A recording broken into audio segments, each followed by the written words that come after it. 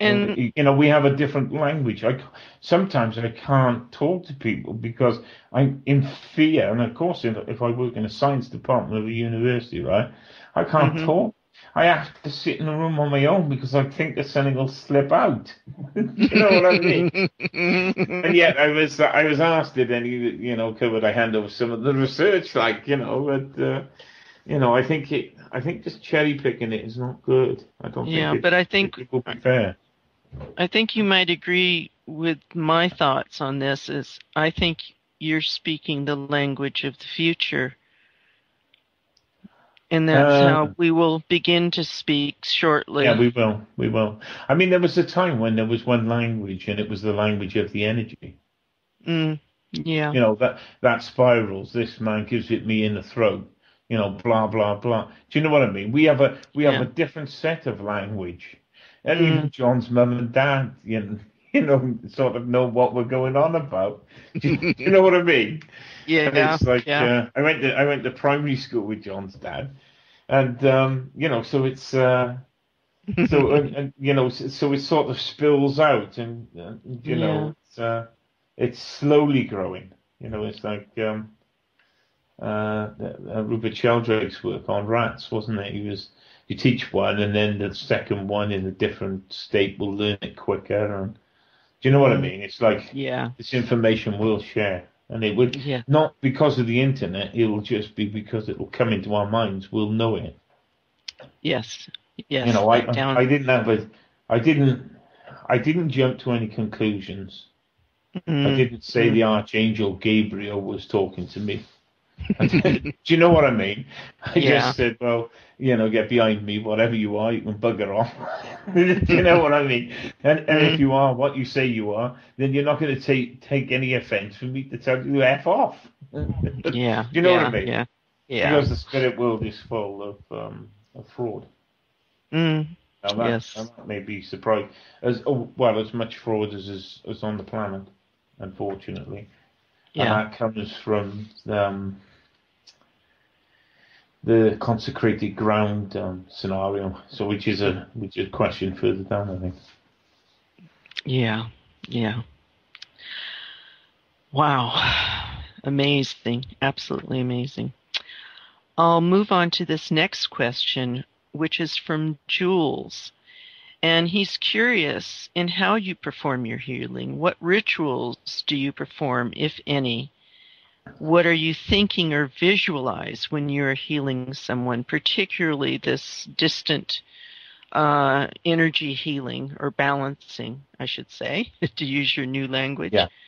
With the times we are living in, any chance of distributing this information while we can is very important, he thinks.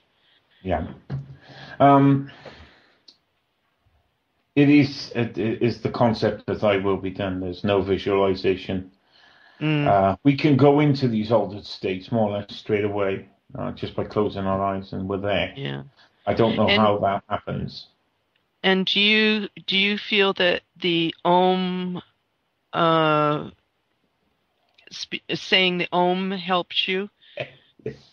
Yeah, that I'm laughing because John first heard the sounds of the earth by me arming, Mm, right? but So we were in a prehistoric cave and had the cave rock mhm, cuttings in it, and I started arming and in this cave, and it started to bounce. It was like a parabolic reflector on their matlock, and it was bouncing back, and then he could hear the high pitched whistle.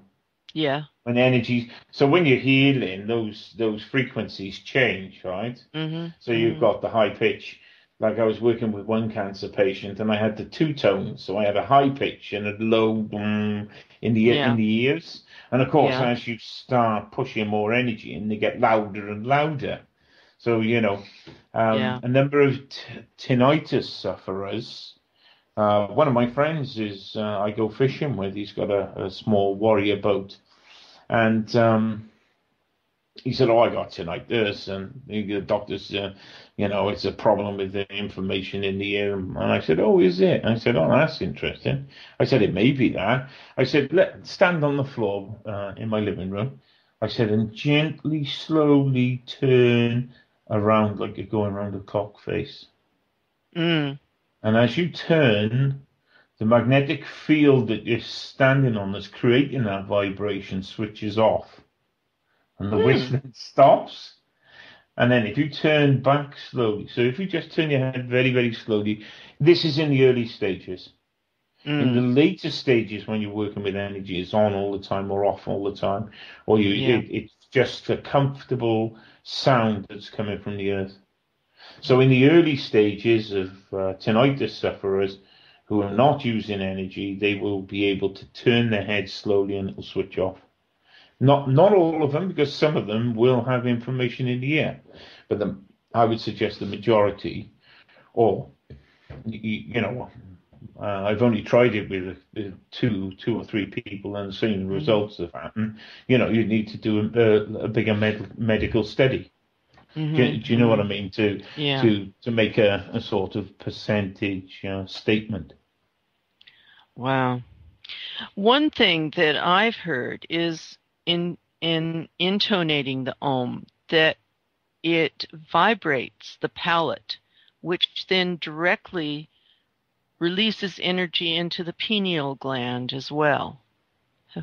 Have you heard that? Um, I haven't, no. Yeah. I mean, you do vibrate. It's sort of in Yeah. your stomach, Yeah. and it's like Yeah. it's Well, that's definitely what the moving in my throat. So it's a yeah. strange. And when I I've been doing I do healing it on too, some, Paul. yeah, I do and it I can't too. on these these different Yeah. humor, Okay. whatever. And of course they start laughing, like and you're thinking, oh yeah, well it is funny, isn't it? Someone sort of making a sound like that. Yeah, do you know what I Yeah. mean? Yeah. So it's Great. And there's a brief question from Neil, who's hasn't been able to join us tonight. Unfortunately, we can't yeah. uh, find him someplace. Anyway, he wants to know if you have a method that anyone can tap in to learn and interact with. But I know you've been talking about, we did the little exercise Yeah. and intoning the Om.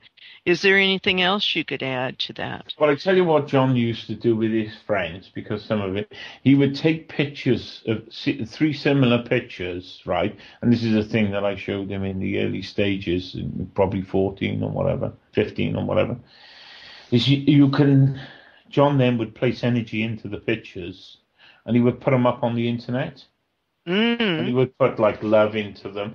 And then he would just say, he could post them on the forum or any forum if anybody was interested in trying to work this out. And perhaps I'll give you an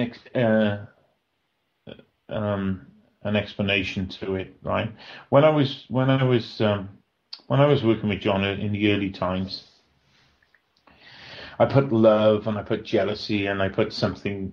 It wasn't jealousy. It was the sibling rivalry, the thought of sibling rivalry, the energy of sibling rivalry into the middle spoon. So there's three mm, spoons sitting on the table.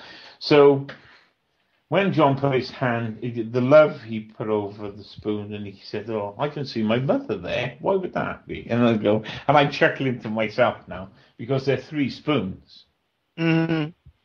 Yes. right? Do you know what I mean? And then Yes. the middle one, he goes like and see Thomas, which is his Uh, brother, and the yeah. sibling rivalry, right? So the energy of that, and I said, well, I have to be honest with you, John. You've got an issue with your brother, haven't you? And Mm, so what the answers come back is because you're looking at spoons, you've got no ego or consciousness other than the spoon. yeah. Yeah. So then you put the energy into the spoon. Like, have you seen people put energy into water, and then Hmm. you make them weak if you put it on the heart, and they make them weaker, and you can make them stronger just by changing the field of the energy of the Yes. water. Yes. So that kind of thing. So and it you know now this this rivalry occurred from a trauma in my dear friends Ken and Sue, John's mother and father.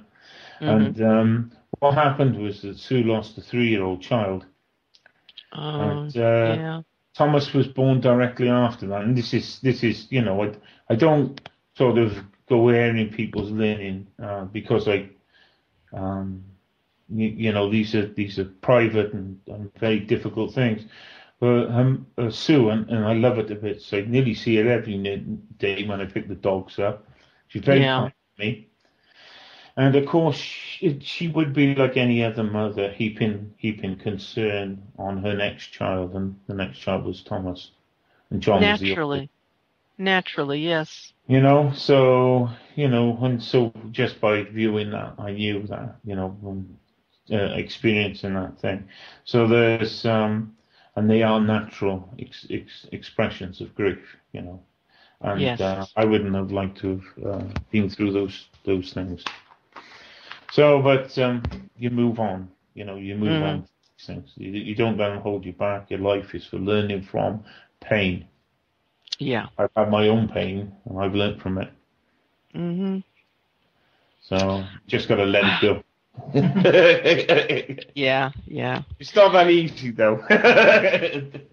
No, no. It's hard work. And then people say, "Well, how can you do that?" And I say, "Well, it's a tears and buckets of tears and God knows what." And then you move on. Mm-hmm. Yeah, your life And you is too. too short, and you can choose not to hold on to it. You can let it go. Yeah. Thank you very much, Paul. I love all the stories you're sharing with us. I'm going to now turn it over to Perry Winkle. Thank you. Hi, Paul. I Yeah. noticed, hey, I noticed that the photos of the orbs on different areas of your body, they look like energetic areas. And Yeah. I wondered if through your research, if you've noticed a correlation between areas that others have mapped as energetic areas and the areas the orbs like to hang out on. Yeah, this is a great question. It's like so have you seen the research? Have you seen the video with the bars that enter the wrist, the left wrist? I downloaded your book and I went through it. Yeah.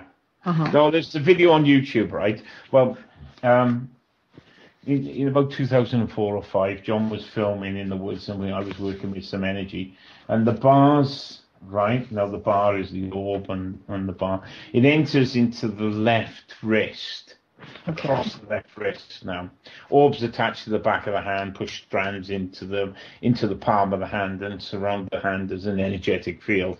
So the bars now enter the left wrist.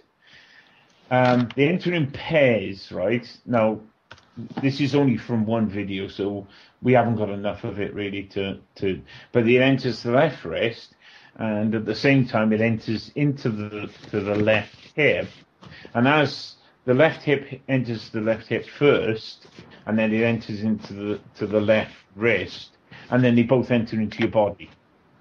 Occasionally I'll find like a little click, but it's not a click of bone, it's a click of something. I can't say.